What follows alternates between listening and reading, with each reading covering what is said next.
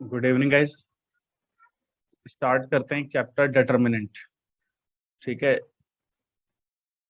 Determinant जो chapter है वो एनसीईआरटी के हिसाब से आपका फोर्थ चैप्टर है और ये मैट्रिक्स से ही रिलेटेड है।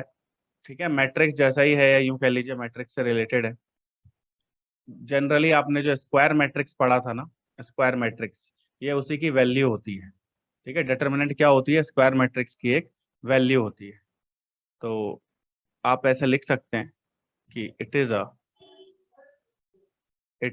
A unique number. It is a unique number. Guys ये क्या है? एक यूनिक नंबर है। ठीक है, it is a unique number which associate which associate with the square matrix with the square matrix। ठीक है, स्क्वायर मैट्रिक्स से ये एसोसिएट होता है, ये ऐसा यूनिक नंबर।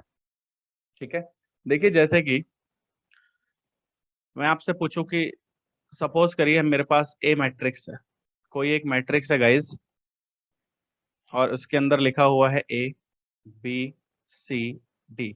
आप अच्छी तरीके से जानते हैं कि इसका जो ऑर्डर होता है वो 2 into 2 है, यानी इसमें 2 रो हैं हॉरिजॉन्टल, और वर्टिकल 2 कॉलम्स है। ठीक है, अब इसी का मुझे अगर डिटर्मिनेंट निकालना हो, इसी का अगर डिटर्मिनेंट निकालना हो तो डिटर्मिनेंट कुछ भी नहीं है, बस एक वैल्यू है। इसको सॉल्व करके कितना आंसर आएगा, वही एक वैल्यू जो होती है उसी को कहते हैं डिटर्मिनेंट, और उसको रिप्रेजेंट करते हैं mod of A. Mod of A को हम ऐसा भी लिखते हैं डिटर्मिनेंट ऑफ ए, यानी डेट ए। इस तरह से भी रिप्रेजेंट करते हैं और इस तरीके से भी रिप्रेजेंट करते हैं। और this is nothing nothing but, आप इस वर्टिकल बार्स के अंदर एलिमेंट को लिख दीजिए ए बी सी डी। इसका मतलब होता है कि हम इसका डिटर्मिनेंट कैलकुलेट करेंगे। अब कैसे करेंगे वो एक बात की बात है, पहले तो मैंने इंट्रोडक्शन दिया है कि डिटर्मिनेंट होता क्या है। ठीक है, देखिए आगे देखिए। तो इसको कैसे सॉल्व करेंगे? अगर 2 by 2 का मैट्रिक्स है, अनीश कुमार, अगर 2 by 2 की मैट्रिक्स है मान लीजिए, ठीक है,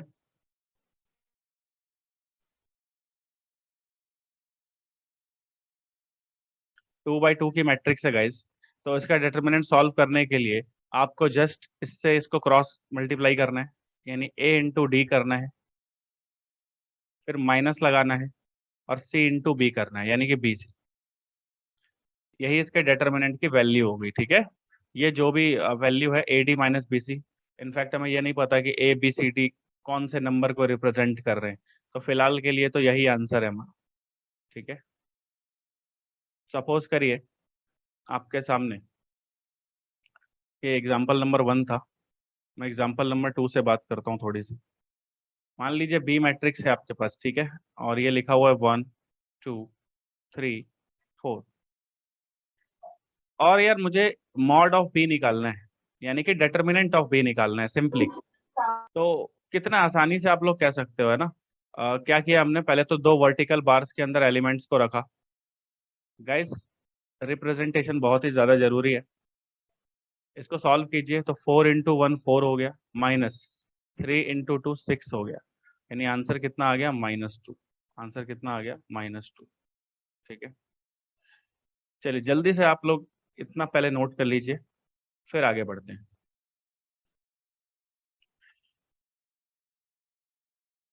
तो गाइज हमने क्या देखा, डिटर्मिनेंट अगर 2 by 2 हो तो उसका, अगर कोई भी मैट्रिक्स आपकी 2 by 2 हो और उसका डिटर्मिनेंट आपको बोल दिया जाए तो सिंपली आप बहुत इजीली इसको कैलकुलेट कर सकते हो। तो चलिए नेक्स्ट क्वेश्चन की तरफ। मान लीजिए एक तीसरा क्वेश्चन आपको मैं ऐसे ही फ्रेम करके देता हूँ कि ए मैट्रिक्स है हमारे पास, और ये इस तरह से है कि 2 4 6 8 और किसी ने आपको बोला कि यार डिटर्मिनेंट ए बताओ कितना होता है, डिटर्मिनेंट ए बताइए कितना होता है। तो अब आप लोग सीख गए हो, तो आप क्या करोगे, 2 वर्टिकल बार्स के अंदर पहले एलिमेंट्स को प्लेस करोगे, 2 4 6 और 8। ठीक है, और क्या करिएगा, इसको सॉल्व। तो सबसे पहले इसको इससे मल्टीप्लाई करेंगे। गाइज ऑर्डर यही रखना है आपको, ठीक है, ऐसा नहीं करना कि इसको पहले कर देना, ऐसा नहीं। 8 को 2 से किया तो क्या आ गया 16, माइनस 6 को 4 से किया फिर तो कितना, 6 4 जा 24, यानी कि आंसर कितना आ गया 16 माइनस 24, कितना आ गया गाइस, माइनस का 8। तो माइनस का 8 आया, ठीक है गाइस, तो इसे ध्यान रखना, यही आपका आंसर है। तो इस तरीके से आप 2/2 का इजीली निकाल सकते हो। अब यहाँ पे नोट करके दो बातें लिख लीजिए। नोट करके गाइस दो बातें लिख लीजिए। फर्स्ट क्या है, इफ डिटर्मिनेंट ए अगर आपका जीरो आ जाता है, अगर डिटर्मिनेंट ए जीरो आ जाता है, मान लीजिए आपने सॉल्व किया और सॉल्व करने के बाद ये शून्य आ गया यानी कि जीरो आ गया, तो इस प्रकार के मैट्रिक्स को हम कहते हैं सिंगुलर मैट्रिक्स, ठीक है। Then A is known as singular matrix, singular matrix, right. Second point, मान लीजिए आपने डिटर्मिनेंट ए निकाला और वो जीरो नहीं आया। जीरो नहीं आने का ये मतलब है कि पॉजिटिव भी आ सकता है और नेगेटिव भी आ सकता है, पर जीरो नहीं आएगा। तो इस प्रकार की हम मैट्रिक्स को क्या कहते हैं गाइज, इस पे बहुत सारे क्वेश्चन आए हुए हैं सीबीएसई बोर्ड में। A is known as non singular matrix, non singular matrix, ठीक है दोस्तों। तो इसको आप नोट करिए, बहुत इंपॉर्टेंट पॉइंट है। और थोड़ा सा आगे बढ़ते हैं।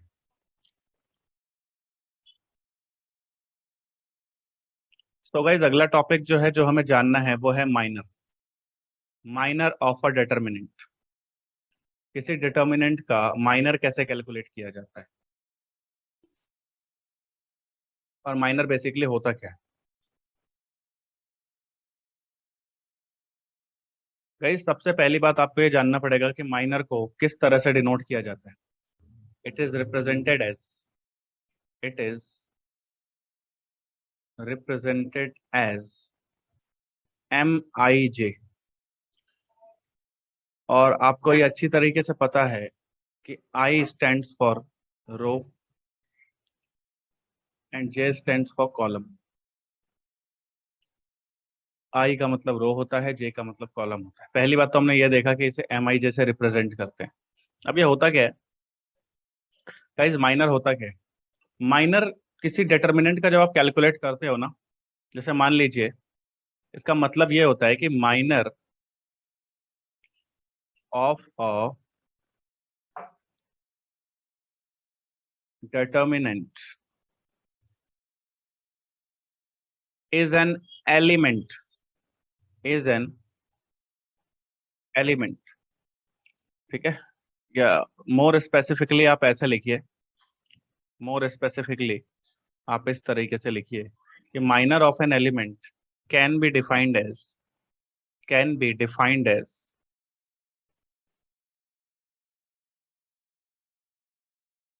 The element, the element Aij of the determinant, of the determinant,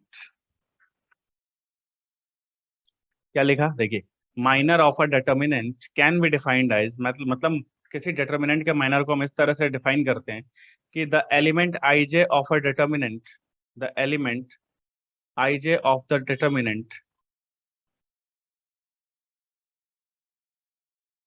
by leaving ith row and jth column।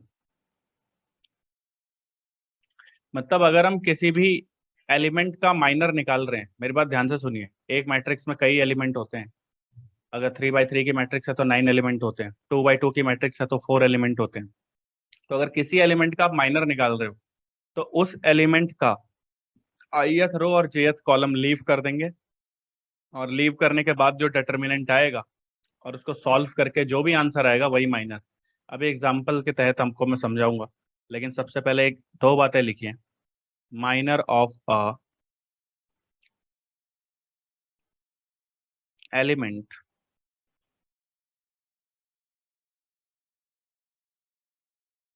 which is in 2 into 2, ऐसे ही लिख रहा हूं मैं, ठीक है, बना के 2 into 2 मैट्रिक्स। मान लीजिए 2 into 2 मैट्रिक्स है और उसमें आपको माइनर कैलकुलेट करना है, तो मैं एक एग्जांपल के तहत आपको बताता हूँ कि मान लीजिए ए मैट्रिक्स है 1 2 3 4। अब ध्यान से समझिएगा, ठीक है। तो अगर मुझे मान लो किसी भी एलिमेंट का माइनर निकालना है, सपोज करो मुझे किसी ने बोला कि भाई तुम इस 1 का माइनर निकालो, तो इस 1 का माइनर क्या हो जाएगा? ये 1 कहाँ पर है?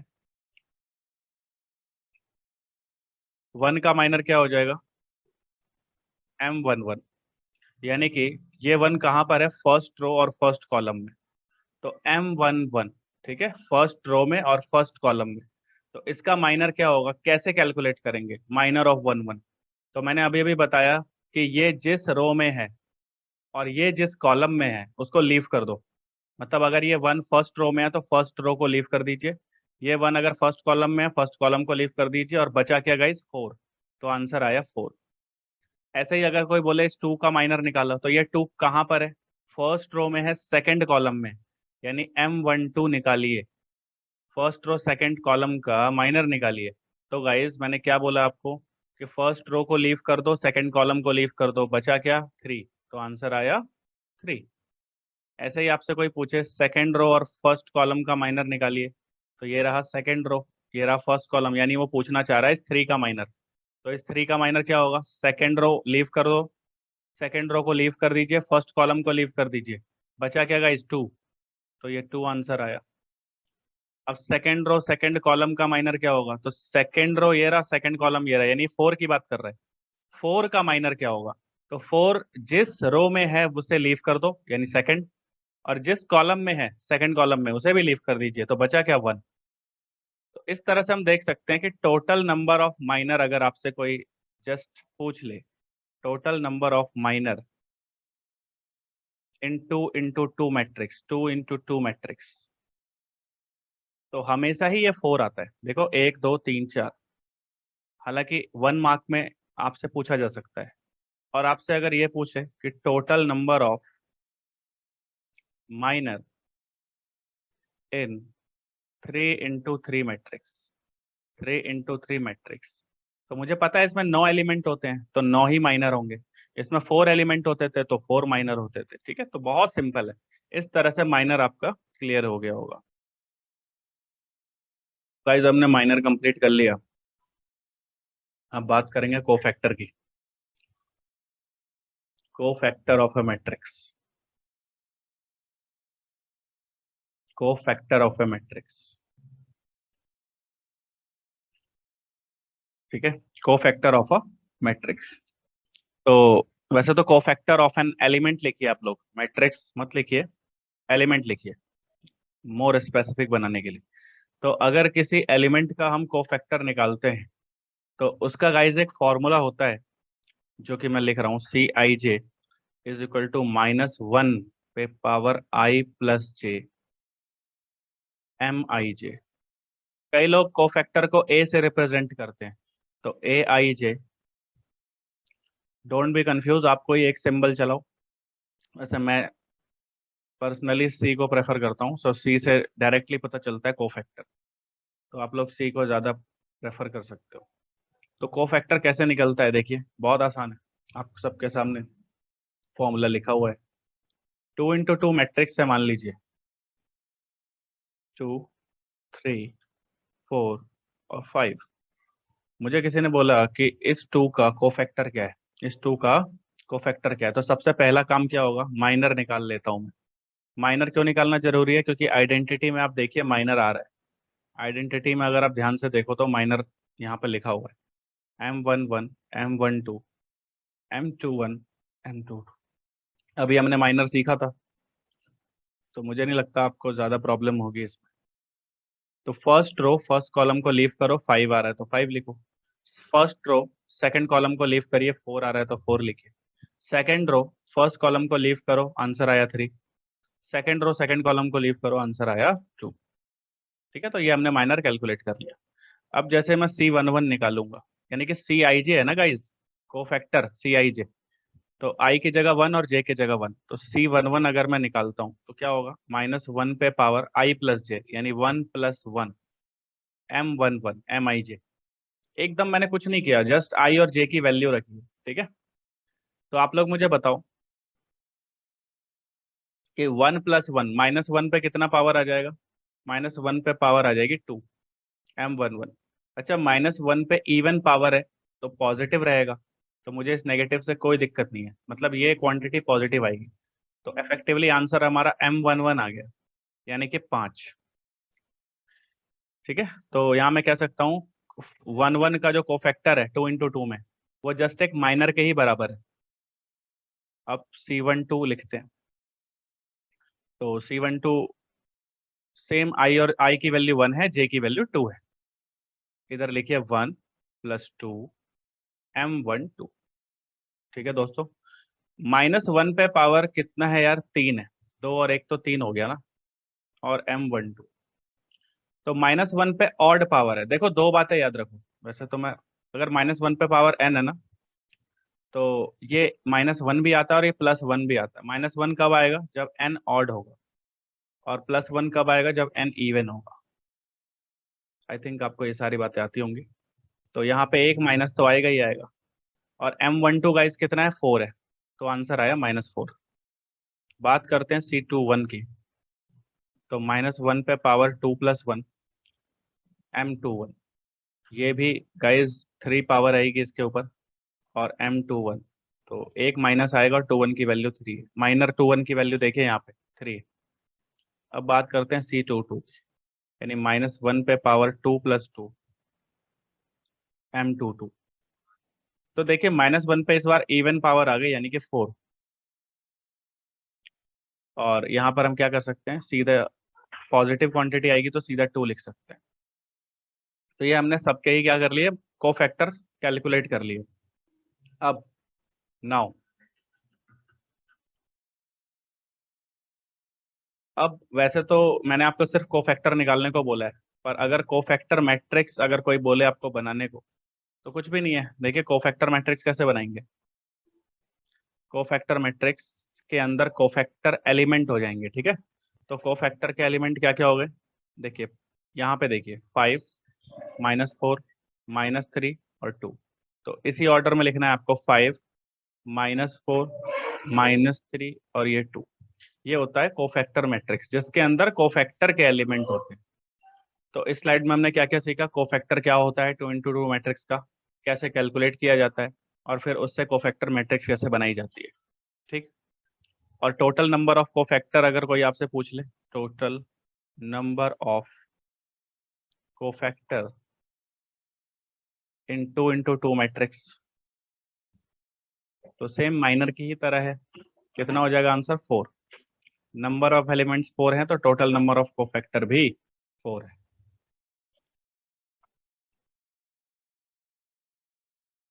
सो गाइज, नेक्स्ट, अब मैं कुछ ऐसी चीज बताने जा रहा हूं आपको, जिससे आप हर एक एलिमेंट का कोफैक्टर के जरिए साइन याद रख सकते हो, ठीक है। अब देखिए ध्यान से, मान लीजिए कोई ए मैट्रिक्स मैंने आप सबके सामने लिखा है, और मैं 3×3 से ही आपको अब सिखाने जा रहा हूँ, ठीक है। अभी तक हमने 2×2 प्रैक्टिस की थी, अब हम 3×3 में देखेंगे कि किस तरीके से इसका डिटर्मिनेंट इवेल्युएट करते हैं और कैसे साइन का ख्याल रखते हैं। A11, अच्छा मैं एलिमेंट्स को ऐसे लिख रहा हूँ, ठीक है। फर्स्ट रो फर्स्ट कॉलम वाला element, first row second column वाला element, first row third column वाला element, second row first column वाला element, second row second column वाला एलिमेंट, और सेकंड रो थर्ड कॉलम। ऐसे ही A31, A32, A33। तो अगर यार मैं इनके साइन की बात करूं, हर एक एलिमेंट का, जैसे आप हर एक एलिमेंट का जब कोफैक्टर निकालते हो, अगर आप हर एक एलिमेंट का कोफैक्टर निकालते हैं, तो यहाँ पे देखिए ये फर्स्ट रो फर्स्ट कॉलम वाला एलिमेंट है ना, फर्स्ट रो फर्स्ट कॉलम, तो इसका कोफैक्टर में साइन कैसा आ रहा था, प्लस आ रहा था, क्योंकि एक और एक दो होता है, तो -1 पे पावर क्या थी, 2, तो इवन थी, यानी यहाँ हम साइन रखेंगे प्लस। देखिए ये बहुत ही इंपॉर्टेंट चीज है। सेकंड देखिए यहाँ पे आइए, तो फर्स्ट रो सेकंड कॉलम पे एक और दो तीन होता है, तो -1 पे कोफैक्टर निकाल रहे थे तो 3 आ रहा था, यानी कि नेगेटिव साइन आ रहा था। यहाँ पे 1 3 4 यानी प्लस, इधर आइए 2 1 3 यानी कि माइनस, 3 1 4 यानी कि प्लस, जहाँ इवन, सॉरी जहाँ इवन वहाँ प्लस, जहाँ ऑड वहाँ माइनस, 2 और 2 4 यानी कि प्लस, 3 2 और 3 5 यानी कि माइनस, 3 2 5 यानी कि माइनस, 3 और 3 6 यानी कि प्लस। तो आप ऐसे भी याद रख सकते हो, बहुत आसान है, डायगोनल में प्लस प्लस प्लस, इधर भी डायगोनल में प्लस प्लस प्लस, बाकी सब जगह माइनस। गाइज ये याद रखना क्यों जरूरी है, अभी मैं आपको इसी का एहसास कराता हूँ एक क्वेश्चन के जरिए। मान लीजिए आपके सामने क्वेश्चन आया,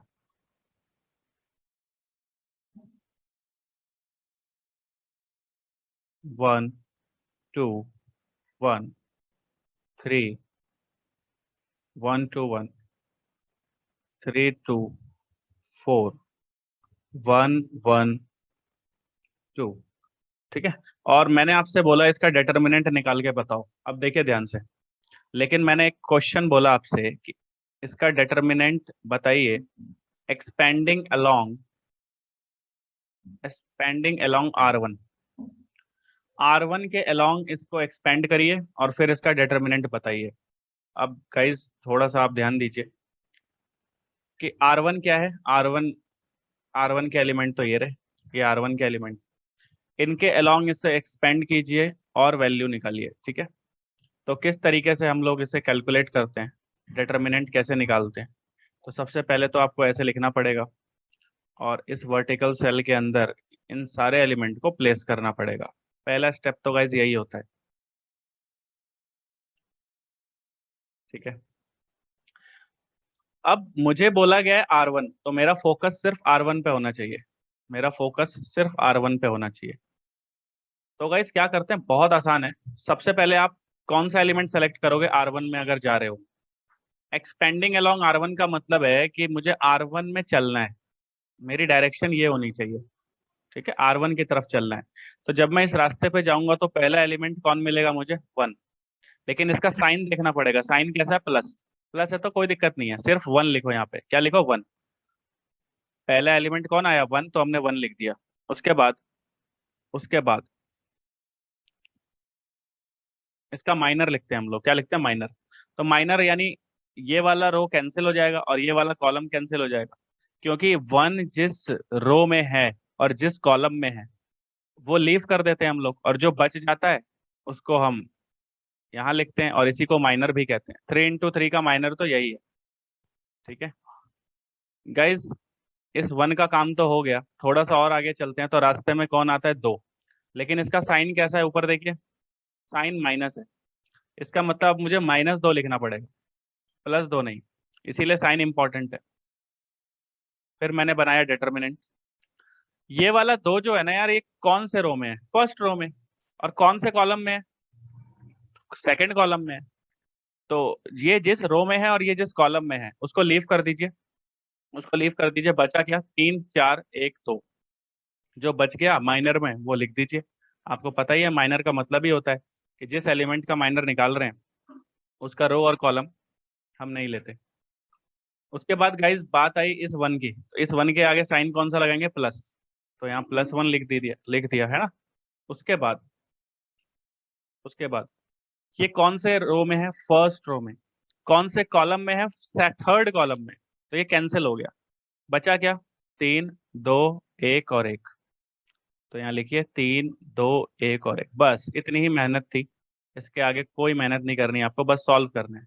इसको सॉल्व करना अभी मैंने बताया था, 2 × 2 का डिटर्मिनेंट क्या करते हैं हम, 2 2 जा 4, -1 4 जा 4, ठीक है, 2 2 जा 4 लिखा, -4 लिखा, फिर -2, 2 3 जा 6, 1 4 जा 4, फिर 1 3 जा 3, -2। गाइज इसको सॉल्व कीजिए जरा, ये तो 0 आया, 6 में से 4 गया तो कितना, 2, 2 और -2 -4 हो गया, 3 में 2 गया 1, तो +1, यानी -4 + 1 कितना आया, -3। यही हमारा आंसर है। 3 × 3 का डिटर्मिनेंट ऐसे कैलकुलेट करते हैं, ठीक है। अच्छा, ये तो था एक्सपेंडिंग अलोंग R1। अगर कोई मुझसे ये कहे कि इसका आंसर आप बताओ एक्सपेंडिंग अलोंग C1, अगर C1 के अलोंग में एक्सपेंड करूं तो भी क्या आंसर सेम आएगा या अलग आएगा? एग्जाम में वो कैसे भी पूछ सकते हैं आपसे, C3, R3, R2, C2, कैसे भी एक्सपेंड करके पूछा जा सकता है, ठीक है। वैसे जब कुछ ना बोला गया हो तो हम R1 को ही फर्स्ट प्रेफरेंस देते हैं, ठीक है। तो चलिए C1 से हम देखते हैं आंसर में क्या फर्क आता है। वैसे मैं आपको बता दूं आंसर सेम आएगा, क्योंकि डिटर्मिनेंट ये पूरे ए की वैल्यू है। तो वैल्यू आप चाहे ऐसे निकालो चाहे ऐसे, कहीं भी रास्ता कोई सा भी इख्तियार करो, वैल्यू सेम आएगी। तो गाइस C1 का मतलब क्या है, अब मुझे ऐसे चलना है top to bottom. I think आपको समझ में आ गया हो। तो जब ऐसे जाएंगे तो पहले आता है 1, रास्ते में कौन आता है 1, 1 के आगे कौन है यहाँ देखो, ऐसे जाना है मुझे टॉप टू बॉटम। तो पहले प्लस आया तो मैंने 1 लिखा, determinant A is equal to +1 लिखिए, 1 लिखिए, बात है की। और फिर हम क्या करेंगे कि ये 1 किस रो में है गाइस, फर्स्ट रो में।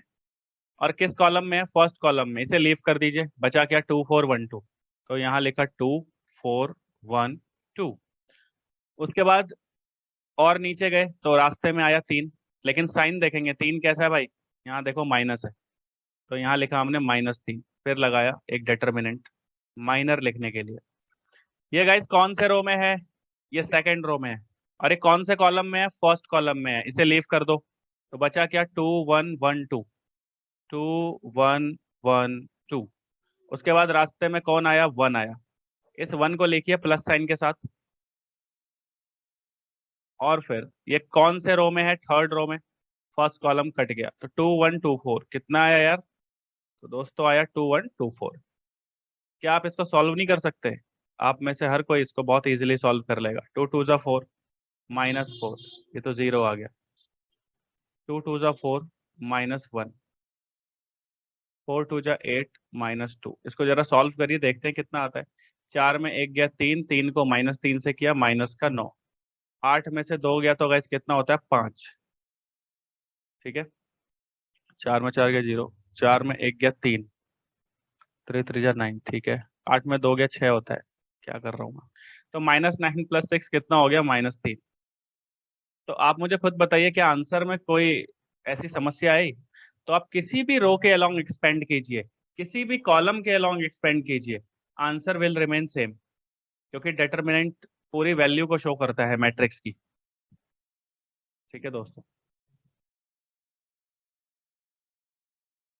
तो गाइज हमने क्या सीखा, हमने सीखा कि किस तरीके से 3 × 3 मैट्रिक्स का डिटर्मिनेंट कैलकुलेट होता है। एक और एग्जांपल के एक और एग्जांपल से मैं आपको समझाना चाहूंगा, जिससे प्रैक्टिस और ज़्यादा हो जाए। मान लीजिए ए मैट्रिक्स है 1 1 1। सॉल्व मुझे ही करना है इसलिए मैं एलिमेंट सिंपल लेता हूँ, 1 2 1। मान लीजिए ये कोई मैट्रिक्स है और मुझे इसका डिटर्मिनेंट निकालना है 3 × 3। और मैं क्या करने वाला हूँ, तो मैं कोई भी रैंडमली, जैसे एक्सपेंडिंग अलोंग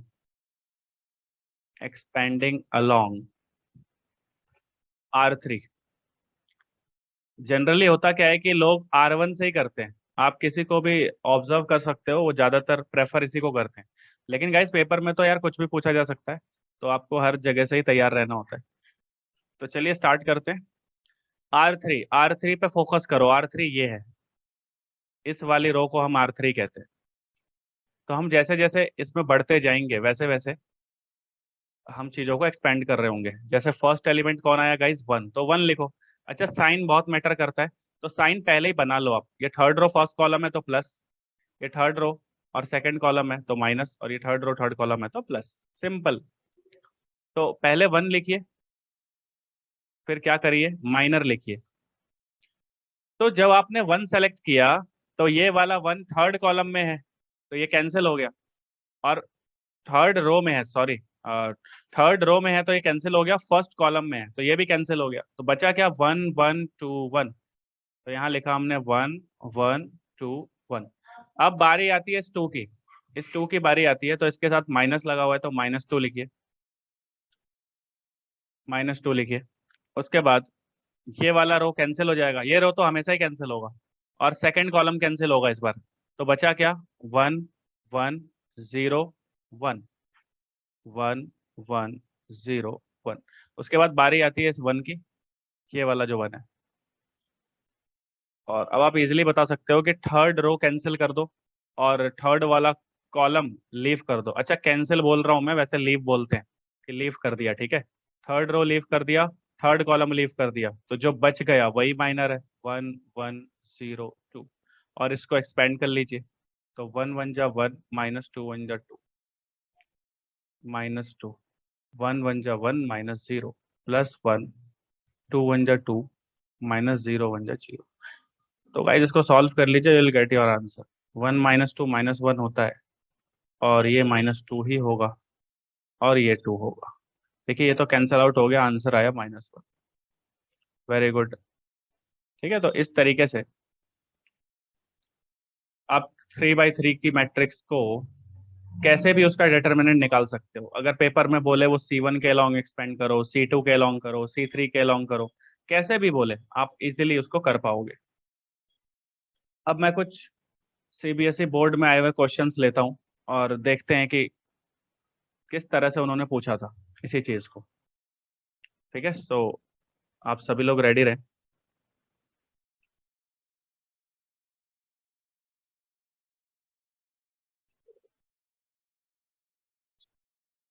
तो गाइज कुछ questions most important exam point of view से, ठीक है। तो देखिए, ये क्वेश्चंस जो आए थे वो ओनली 1 मार्क के थे, ओनली 1 मार्क के क्वेश्चंस। पर हमारे लिए एक एक नंबर जरूरी है, एक विद्यार्थी के लिए एक नंबर भी बहुत इंपॉर्टेंट होता है। तो फर्स्ट क्वेश्चन आपको ऐसा दिया हुआ था, और ये 2016 में आया हुआ था ये क्वेश्चन, 2016 में। 1 1 1 1 और 1, यहाँ पे है 1 + sin x, या sin थीटा कह लीजिए। यहाँ 1, यहाँ भी 1 है, और ये है 1 + cos थीटा। ठीक है, बस इतना बोला था, और आपको बोला था कि इसको सॉल्व करो। ठीक है, इसकी मैक्सिमम वैल्यू निकालो, find maximum value, find maximum value. इसकी मैक्सिमम वैल्यू क्या होगी? तो मुझे देख के पता लग गया कि ये तो डिटर्मिनेंट है, यानी कि बोल रहा है इसका डिटर्मिनेंट निकालिए, इसको सॉल्व करिए। तो अगर उसने डिटर्मिनेंट बोला है तो आप इंडिपेंडेंट है, आप कैसे भी इसको सॉल्व कर सकते हैं। ठीक है, किसी भी तरीके से इसको सॉल्व किया जा सकता है। तो मैं इसको ए मैट्रिक्स मान लेता हूँ, और इसका डिटर्मिनेंट आप कैसे निकालोगे देखिए। तो उसने बोला नहीं है, हालांकि R1 R2 C3 आप किसी के भी अलोंग यू आर इंडिपेंडेंट। तो मैं जनरली R1 मान के चलता हूँ कि मैं एक्सपेंडिंग अलोंग R1 कर रहा हूँ, एक्सपेंडिंग अलोंग R1। तो क्या होगा, पहले मैं इस 1 को सेलेक्ट करूंगा, उसके बाद माइनर बनाया, तो उसमें क्या लिखा, ये कैंसिल हो गया गाइस। तो यहाँ पे लिखे 1 + sin थीटा, 1 1 1 + cos थीटा। उसके बाद -1, ये वाला लिया, और ये first row cancel, second column cancel, तो क्या बचा, 1 1, सेकंड कॉलम कैंसिल, 1 और 1 + cos थीटा। ठीक है, उसके बाद +1, third column cancel, first row cancel, तो 1 1 + sin थीटा, 1 और 1। इसको सॉल्व कर लीजिए, तो ये कितना हो गया, 1 + sin theta into 1 + cos theta. तो इसको जब मल्टीप्लाई करोगे ना, तो ये इस तरह से हो जाएगा। चलिए मैं पूरा लिख देता हूँ, 1 + sin theta into 1 + cos theta, -1, फिर -1, ये वाला -1, ब्रैकेट 1 + cos थीटा -1, फिर +1, 1 माइनस 1 प्लस, इसको जरा ब्रैकेट में लिखिएगा वरना गलती होने के चांसेस हैं। बस अब इसी को सॉल्व करना है, और आंसर बहुत ही जल्दी आ जाएगा। देखिए, जब इसको आप सॉल्व करोगे तो 1 1 जा 1, फिर + cos theta + sin theta plus sine theta cos theta. मतलब ये बस इसको सॉल्व करके मैंने लिखा है। उसके बाद -1, इस -1 को अंदर मल्टीप्लाई, ये 1 तो कट गया, 1 - 1, तो ये हो जाएगा माइनस कॉस थीटा। और ये वाला 1 भी वैसे कैंसिल हो जाएगा। ये देखो, एज्यूम करो आप, ये जो लिखा हुआ है माइनस अंदर मल्टीप्लाई करोगे तो 1 और -1 कैंसिल हो जाएगा, तो माइनस साइन थीटा बचेगा। ठीक है, तो यहाँ +1 है और अंदर माइनस है, तो मैं माइनस ही लिख देता हूँ बस। आप देख सकते हो 1 और -1 कैंसिल आउट हो गया। Plus cos theta minus cos theta plus sine theta minus sine theta, you will have determinant A equals to sine theta into cos theta. अब ये आंसर तो आ चुका है, कई लोगों ने यहाँ पर अपना आंसर लीव कर दिया था, पर गाइस शायद तुमने देखा नहीं, उसने बोला मैक्सिमम वैल्यू। क्वेश्चन पूरा पढ़ा कीजिए, उसने बोला मैक्सिमम वैल्यू निकालो इस एक्सप्रेशन की। और क्या मैक्सिमम वैल्यू हो सकती है, और क्या मैक्सिमम वैल्यू हो सकती है? तो देखो ध्यान से, डिटर्मिनेंट ए को सॉल्व करने पर guys sine theta into cos theta आ गया। अब मैं इसकी मैक्सिमम वैल्यू कैसे निकालूं? तो ये एक ट्रिग्नोमेट्री का क्वेश्चन है, तो बहुत ही अच्छा क्वेश्चन दिया था उन्होंने 2016 में। मतलब ट्रिग्नोमेट्री और मैट्रिक्स को मिक्स करके। कई लोग सोचते हैं मैट्रिक्स डिटरमिनेंट आसान है, आसान है नो डाउट, पर जब वो इस तरह से ट्रिग्नोमेट्री का थोड़ा सा फ्लेवर देता है तो कहीं ना कहीं बातें खराब होती है। तो देखो कैसे कर सकते हैं। तो देखते ही जब भी एक्सप्रेशन आप देखो ना, वैसे आप इंटीग्रेशन में देखोगे, तो इसको 2 से मल्टीप्लाई कर दो और 2 से डिवाइड कर दो। सिंपल, 2 से मल्टीप्लाई कर दीजिए और 2 से डिवाइड कर दीजिए। इससे ऊपर एक आइडेंटिटी बन जाएगी, इससे ऊपर एक आइडेंटिटी बन जाएगी। और आपको अच्छे से पता है कि 2 sine theta cos theta sine 2 theta होता है, यानी ये आ गया हाफ साइन 2 थीटा। ठीक है दोस्तों, कोई दिक्कत तो नहीं है? अच्छा एक बात बताओ, मैं चाहता हूं कि आप लोग आंसर करो, इसकी मैक्सिमम वैल्यू क्या होगी? साइन 2 थीटा की मैक्सिमम वैल्यू क्या हो सकती है? चैट में बताइए। साइन 2 थीटा की मैक्सिमम वैल्यू क्या हो सकती है? 1/2? अरे नहीं,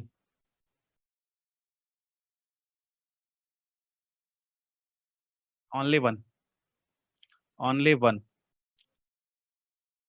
यानी आंसर आ गया 1/2। देखो कैसे, बेटा साइन के अंदर कोई सा एक्सप्रेशन लिखा हो, कोई भी एंगल लिखा हो, कोई भी एंगल लिखा हो, है तो ये साइन का थीटा ही ना। साइन के हिसाब से तो ये एक थीटा है, चाहे वो 2 थीटा हो चाहे 1,00,000 थीटा हो। तो साइन का एंगल जो भी होगा, इसका एक्सप्रेशन का जो मैक्सिमम वैल्यू है 1 है, क्योंकि हम अच्छे से जानते हैं कि साइन थीटा जो होता है, अब यहाँ थीटा कुछ भी हो सकता है, ठीक है, कुछ भी, तो ये -1 और 1 के बीच में इसकी वैल्यू होती है। और मैक्सिमम वैल्यू क्या होती है? 1। ये क्या है मेरे दोस्तों? Maximum value. और ये क्या है भाई? ये मिनिमम वैल्यू, ये मिनिमम वैल्यू। देखिए उन्होंने कितना अच्छे से सवाल को डिजाइन किया है, और ये सिर्फ 1 मार्क्स में पूछा गया है। तो इससे इसकी गंभीरता का पता लगा सकते हैं आप लोग कि क्वेश्चन कितना सीरियस है। अच्छा, 1/2 साइन थीटा की, ठीक है, इसे लिख लीजिए।